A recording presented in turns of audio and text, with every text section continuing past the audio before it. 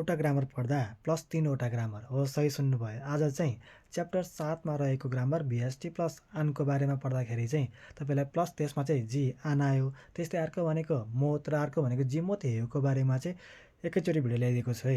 अब सुरुमा छ हाम्रो आन। अब यो आन भनेको चाहिँ दैन अथवा छैन। अब यो आन सँगसँगै उस्तै लाग्ने भनेको हाम्रो जी आन आयो है। आन भन्नु र जी आन आयो भन्नु चाहिँ एउटै हो।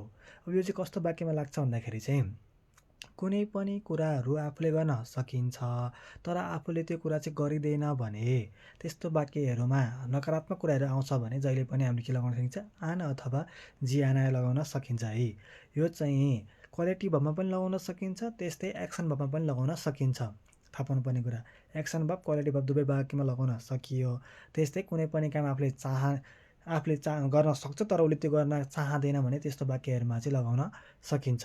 जस्तै उदाहरणको लागि चाहिँ म चाहिँ रामेनलाई चाहिँ खाँदिनँ। उसले खान सक्छ तर उसले के छ नखाएको हो नि त, त्यस्तो वाक्यहरूमा चाहिँ लगाउन सकिन्छ। त्यसै गरी अर्को छ हाम्रो मोत र VST प्लस जी मोत हेयो भन्नु चाहिँ एउटै हो। यो पनि दैन अथवा छैन अथवा नसक्दिनँ भन्ने अर्थ चाहिँ लाग्छ।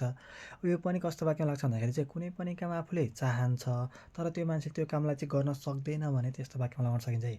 कुनै पनि काम आफूले चाहने, म त्यो काम गर्न चाहन्छु तर त्यो काम चाहिँ गर्न सक्दिनँ, मेरो शरीरले अथवा मैले गर्न नसक्ने काम छ भने त्यस्तो अवस्थामा चाहिँ हामीले के लगाउन सकिन्छ, जी मोत हेयो अथवा मोत लगाउन सकिन्छ है। आफूले चाहेर पनि गर्न नसक्ने कामहरू जहिले पनि जी मोत हेयो लगाउन सकिन्छ। त्यस्तै अर्को भनेको चाहिँ हो क्वालिटी भर्बमा लगाउन पाइँदैन है। विशेषता जनाउने कुराहरूमा लगाउन सकिँदैन। जहिले पनि यो चाहिँ के हुन्छ, एक्सन भर्बमा मात्रै लगाउन सकिन्छ।